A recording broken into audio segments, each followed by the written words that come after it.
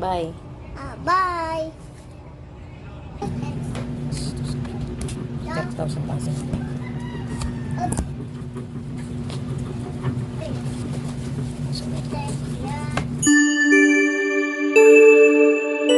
Another day, another mini vlog naman tayo for today's video. Mapagpalang araw at unang bungad ng April 1. Monday today, kaya naman back to normal mga karimix. Nandito nga kami sa school ng Junakis ko at nag-iintay. Kaya naman habang nag-iintay ako ay may coffee na akong baon. At nang makauwi na nga kami dito sa bahay, tuwan-tuwa nga ako sa nag-result ng kanilang pictorial. Kahit medyo namumula-mula at paga at mugto ng kaiiyak ang mata niya sa picture, talaga namang poging-pogi pa rin ng Junakis ko. At thank you ng marami sa kanilang butihing teacher, Gladys Mexico. Shout out sa'yo. Sa pagtitiyaga at sa haba ng pasensya sa mga chikiting. Lalo na sa aking Junakis. Saludo po ako sa mga teacher na kagaya nyo. Noon talaga pangarap ko rin maging teacher pero hindi rin talaga ako pinalad dahil tumigil Pero nga ako. Pero masaya naman ako sa kung ano at kung nasaan ako ngayon. Pinag-iisipan ko nga ngayon kung itutuloy ko pa ba. Kaya lang naiisip ko ay kukonsumo pa rin ako sa gastos kahit pa sabihin mong libre may gagastusin ka Bukod pa. nga doon ay may mga obligasyon tayong dapat unahin. At ang kagandahan naman ay kumikita rin naman ako kahit nasa bahay lamang ako na pagani-ganito Maganda lamang. naman talaga ang nakatapos at ang may diploma. Pero aanin mo ang diploma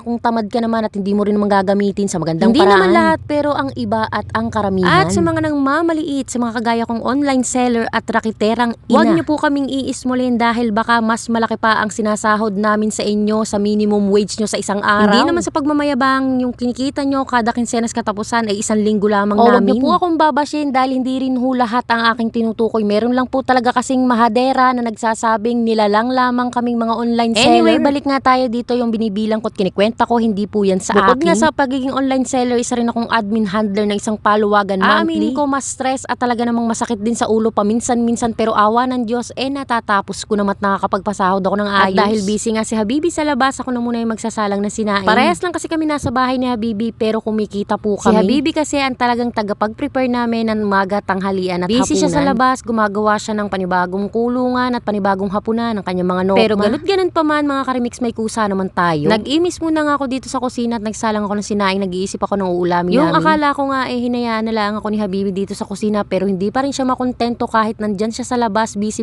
yung pala nag-iisip ng lulutuin niya. Kaya naman kahit hindi ko na ipakita, siya pa rin ang nagluto ng aming ulam. Hinugasan ko na lang itong mga hugasin ko dito sa lababo. Sino ba yung kagaya ko na ayoko makikita ang may mga hugasin na nakatambay dito sa lababo ko? Ganun lang siguro talaga tayong mga ina. Lalo na kung nasa bahay lang naman tayo. Walang dahilan para magpatamad-tamad at magpakalat-kalat sa sarili mong pamamahan. Pero yun nga lang din ang okay doon kahit hindi ka kumilos at kahit hindi ka gumalaw, sarili mo yan. Nasa sarili kayong bubong kaya walang mapupuna or walang pupuna sa inyo. At after ko naman dyan, eto nga at kinuha ko na itong Junakis ko. Dahil may mga hindi pa nga siyang natapos noong mga nakaraang araw. Hindi ko pa rin yan naipapasa kay teacher itong mga books niya dahil hindi pa nga kami yung tapos. Yung mga ganitong age kasi 3 years old ay mahirap pa talagang turuan dahil puro laro lamang ang alam. Pero ibahin nyo, ang Junakis ko talaga namang bibong-bibo lalo na sa mga oral. Medyo nahihirapan lang talaga siya sa pagsusulat at paghawak pa ng pencil na hindi ko naman talaga pinepwersa pa. Minsan nakikita ko na nagkukusa siyang mag-color kaya hinahayaan ko na lang siyang matuto ng kusa sa paghawak ng pencil dahil mag-aaway lamang kami kapag may pilitang nangyari. Isa sa pinakamahirap na trabaho ay ang pagiging ina. Na wala tayong magagawa, hindi mo pwedeng ayawan yan dahil obligasyon natin yan. At after nga niya sa isang books, pinakain ko siya at pinaliguan ko na rin nga. Gusto ko kasi matulog siya ng mga